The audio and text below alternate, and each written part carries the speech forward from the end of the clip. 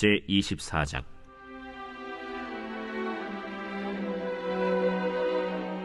아론 자손의 계열들이 이러하니라. 아론의 아들들은 나답과 아비후와 엘르아살과 이다말이라. 나답과 아비후가 그들의 아버지보다 먼저 죽고 그들에게 아들이 없으므로 엘르아살과 이다말이 제사장의 직분을 행하였더라. 다윗이 엘르아살의 자손 사독과 이다말의 자손 아히멜렉과 더불어 그들을 나누어 각각 그 섬기는 직무를 맡겼는데, 엘르아살의 자손 중에 우두머리가 이다말의 자손보다 많으므로 나눈 것이 이러하니, 엘르아살 자손의 우두머리가 16명이요 이다말 자손은 그 조상들의 가문을 따라 8명이라. 이에 제비 뽑아 피차에 차등이 없이 나누었으니, 이는 성전의 일을 다스리는 자와 하나님의 일을 다스리는 자가 엘르아살의 자손 중에도 있고 이다말의 자손 중에도 있습니다. 레위 사람 느다넬의 아들 서기관 스마야가 왕과 방백과 제사장 사독과 아비아달의 아들 아히멜렉과 및 제사장과 레위 사람의 우두머리 앞에서 그 이름을 기록하여 엘르아살의 자손 중에서 한 집을 뽑고 이다말의 자손 중에서 한 집을 뽑았으니, 첫째로 제비 뽑힌 자는 여호야립이요 둘째는 여다야요 셋째는 하림이요 넷째는 스오림이요 다섯째는 말기야요 여섯째는 미야민이요 일곱째는 학고스요 여덟째는 아비야요 아홉째는 예수아요 열째는 스가냐요 열한째는 엘리야십이요 열두째는 야김이요 열셋째는 훗바요 열넷째는 예세브압이요 열다섯째는 빌가요 열여섯째는 임멜이요 열일곱째는 헤실이요 열여덟째는 핫비세스요 열아홉째는 부다히야요 스무째는 여헤스겔이요 스물한째는 야긴이요 스물둘째는 가물이요 스물셋째는 들라야요 스물넷째는 마시야라. 이와 같은 직무에 따라 여호와의 성전에 들어가서 그의 아버지 아론을 도왔으니, 이는 이스라엘의 하나님 여호와께서 명하신 규례더라.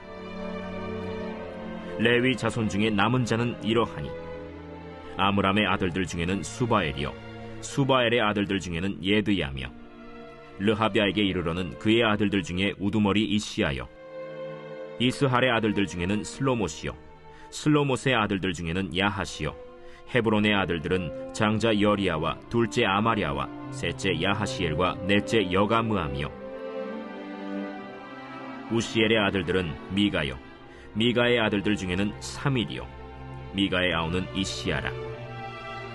이시야의 아들들 중에는 스가랴이며, 무라리의 아들들은 마흘리와 무시요 야시야의 아들들은 브노이니, 무라리의 자손 야시야에게서 난 자는 브노와 소함과 삭굴과 이브리요 마흘리의 아들 중에는 엘르아살이니, 엘르아살은 아들이 없으며, 기스에게 이르러는 그의 아들 여라무엘이요 무시의 아들들은 마흘리와 에델과 여리모시니, 이는 다 그 조상의 가문에 따라 기록한 레위 자손이라.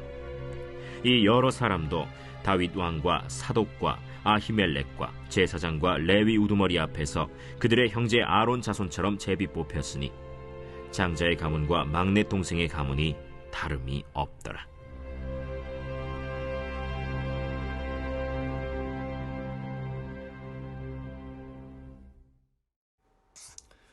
할렐루야. 오늘 하루도 살아계신 주의 말씀이 우리의 모든 걸음을 인도하여 주실 줄 믿습니다. 오늘은 역대상 24장 1절에서 31절까지의 말씀을 그 자리는 나를 위한 자리였다라는 제목으로 하나님의 말씀 살펴보고자 합니다. 여러분, 우리가 있어야 할 자리가 어디일까요? 이 질문은 단지 어떤 진로, 직장, 어떤 사역에 관한 것만을 의미하는 것이 아니라 결국 우리의 존재의 의미, 우리 인생의 방향, 정체성을 향한 질문이기도 합니다. 이 질문에 대한 바른 답을 얻지 못할 그때 우리는 끊임없이 비교하고 불안해합니다. 세상은 급변하기 때문에 그 급변하는 것을 통하여서 불안해합니다. 그리고 비교하게 되죠. 나는 저 사람만큼 왜 잘하지 못할까? 저 사람은 왜 어떻게 저렇게 더 잘할 수 있을까? 또한 나에게 불러주신 이 자리, 이 가정의 자리, 이 직장의 자리가 참 눈에 띄지도 않고 무의미하게 느껴지는 것만 같은 그 자리 속에서 하나님, 저를 정말 이 자리로 부르신 게 맞나요? 우리의 가정 속에, 나의 삶의 걸음 속에 정말 이곳이 맞을까요? 라는 낯설고 복잡한 질문들이 가득합니다.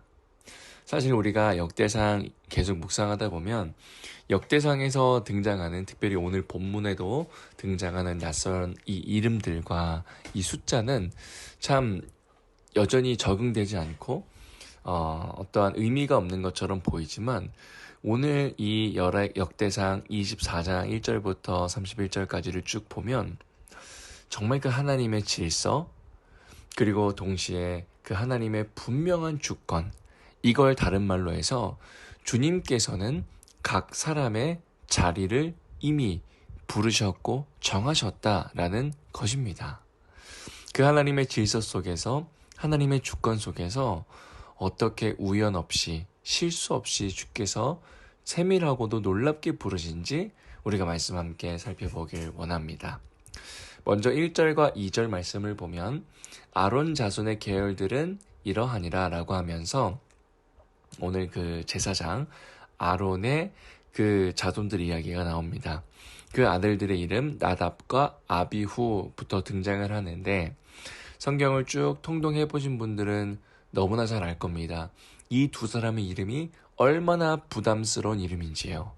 나답과 아비후는 사실은 하나님께서 명하지 않은 다른 불을 들임으로 말미암아 죽임을 당했던 자들입니다.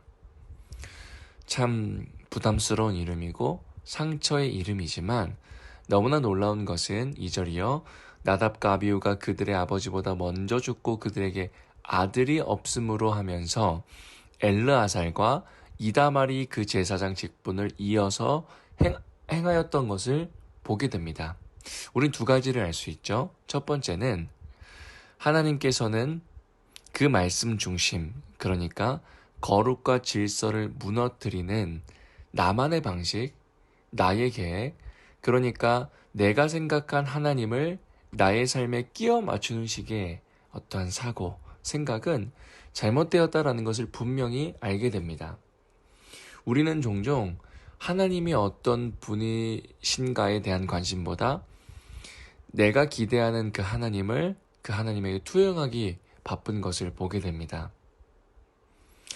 근데 놀랍게도 거기서 그치는 것이 아니라 엘르아살과 이다말을 통해서, 즉 남은 자손을 통하여서 하나님의 섭리가 계속되는 것을 보게 됩니다. 그래서 우리는 이렇게 말씀을 적용할 수 있죠. 첫 번째는 나는 하나님의 뜻을 관심에 갖고 존중하는 방식으로 주 앞에 나아가는가, 아니면 나를 위한 하나님을 섬기고 있는 것은 아닌가. 그리고 또한 참 인간의 그 연약함과 어려움 속에서도 하나님의 그 질서는 사람을 위축시키기 위함이 아니라 결국은 보호하고 살리기 위함이다라는 것을 우리는 보게 되는 것이죠. 그리고 또 3절부터 6절까지 참 재밌는 이야기가 나오는데요. 다윗이 엘르아살의 자손 사독과 이다말의 자손 아히멜렉과 더불어 그들을 나누어 각각 그 섬기는 직무를 맡기면서 쭉 이야기가 나오는데, 어떤 방식으로 뽑히냐. 5절입니다. 이에 제비 뽑아 피차에 차등이 없이 나누었으니 라고 하면서 제비를 통하여 뽑는 방식이 나옵니다. 그러니까 24개의 그 반열들, 그 성전에서 정해진 그 순서가 사람의 계획과 뜻을 넘어서 제비 뽑기로 진행되었다라는 것입니다.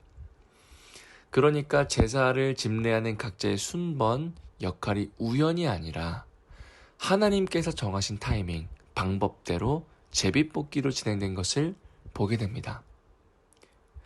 사랑하는 여러분, 이것이 우리의 삶에 어떤 의미가 있을까요?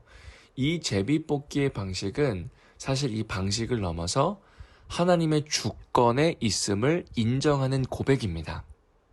즉, 우리 삶 속에서 벌어지는 모든 크고 작은 일들, 나에게 주어진 지금 이 자리, 먼저는 우리 가정 속에 이 남편, 아내를 만나게 하신 것, 이러한 자녀를 출생케 하신 것, 또 자녀를 출생케 못하게 하신 것, 더 나아가 내가 있는 이 직장, 나의 전공, 나의 어떤 잘하는 은사들, 이 모든 것이 우연 같을지라도 모든 것은 우연이 아니라 하나님의 계획 속에 있는 섭리 안에 있다라는 사실입니다. 그렇게 우리가 그것을 믿는다면 왜 하나님 나에게 이런 자리를 보내셨습니까?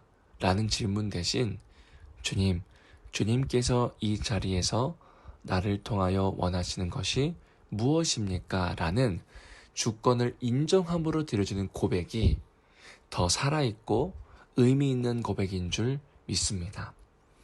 결코 우리의 삶은 우연이 없기에 때로는 실수와 상처투성이인 것 같고 후회로 얼룩진 나의 선택들의 결과인 것 같지만 여러분 결코 그렇지 않음을 오늘 말씀을 꼭 통하여 기억하시길 바랍니다.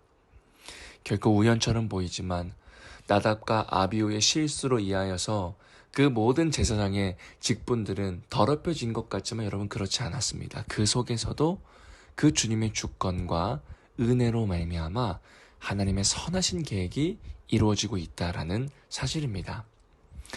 그리고 또 이제 7절부터 19절까지 구체적으로 보면 누구의 이름은 누구며 이름은 누구며 라면서 사실은 성경에 여러분 여러 번 봐도 저도 늘 까먹는 이름들이 등장합니다. 여와 립부터 시작하여서 여다야, 하림, 소림 정확히 누군지도 모르고 각 반열의 이름이 한 명 한 명 성경에 기록되지만 정말 그 무명 그 자체의 제사장들이었습니다. 이름만 들어도 참 유명하고 우리가 존경할 만한 설교에 자주 등장하는 제사장은 없지만 무명이지만 너무나 놀랍게도 성경은 한 사람 한 사람의 이름들이 다 기록되어 있는 것을 보게 됩니다. 저는 이것이 이렇게 보여지더라고요. 이것은 단순한 명단의 책이 아니라 하나님의 기억의 책이다. 우리 주님은 무대 앞에 서 있는 그 단 한 사람만 기억하시는 분이 아니라 눈에 띄지 않는 그 자리, 보이지도 않고 영광도 없어 보이는 그 자리, 하지만 주님께서 세우신 그 자리라면 반드시 기억하시는 주님이신 줄 믿습니다. 나머지 20절부터 31절까지도 마찬가지죠. 제사장뿐만 아니라 레위인들마저도 제비를 뽑아서 섬김에 참여하는 하나님의 주권 안에 있음을, 그러니까 부르심은 우연이 아니라 주권에 있다. 그리고 그들의 역할은 다 달랐죠. 찬양으로 드리는 자, 문지기로 나아가는 자, 악기를 관리하는 자, 각각의 은사도 다 달랐다라는 것입니다.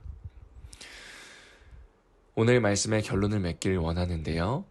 여러분 단 두 가지를 우리 꼭 기억하셨으면 좋겠습니다. 첫 번째는요.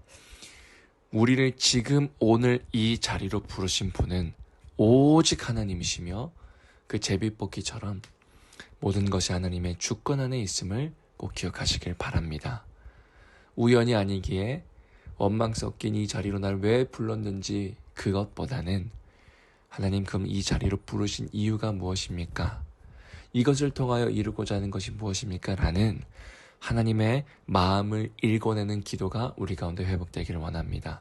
또한 두 번째로 그 평범한 이름 한 사람 한 사람도 다 기억하시는 주님처럼 하나님 나라의 역할은 크고 작음이 아무런 의미가 없다라는 것, 다 다양하지만 하나로 연결되어 있으며 설교든 주차이든 청소이든 상담이든 엄마이든 아빠이든 볼품없는 그 자리 같아 보이는 그 한 자리여도 주께서 정하신 자리라면 그 자리는 위대한 자리인 줄 믿습니다.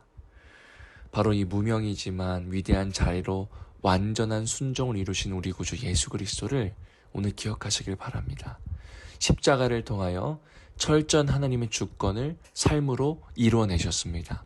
아무도 알아주지 못하였고 아무도 기억하지 못하였지만 묵묵히 그 십자가의 길을 지시고 그리고 3년의 공생의 기간 끝에 십자가 부활을 통하여 주님의 영광을 성취하신 무명의 한 선지자 예수 그리스도와 오늘 하루도 동행하시길 축복합니다. 함께 기도하시겠습니다. 하나님 아버지, 지금 우리가 서 있는 작고 평범한 그 자리들, 하지만 그 모든 것이 주님께서 정하신 자리인 줄 믿습니다. 질서 속에서 나를 부르셨으며 결국 끝내 이 자리를 통하여 나를 통하여 주님의 뜻을 이루어갈 줄 믿사오니 주님 오늘 하루도 주어지는 모든 상황 속에 불평과 원망이 아닌 감사와 기대로 주님 바라볼 수 있도록 은혜 베풀어 주시옵소서. 감사드리며 예수 그리스도의 이름으로 기도드립니다. 아멘. 오늘도 우리에게 주어진 말씀을 붙잡고 그리고 오늘은 특별히 교회를 위하여서 우리 마음 다하여서 기도하며 나아가시겠습니다.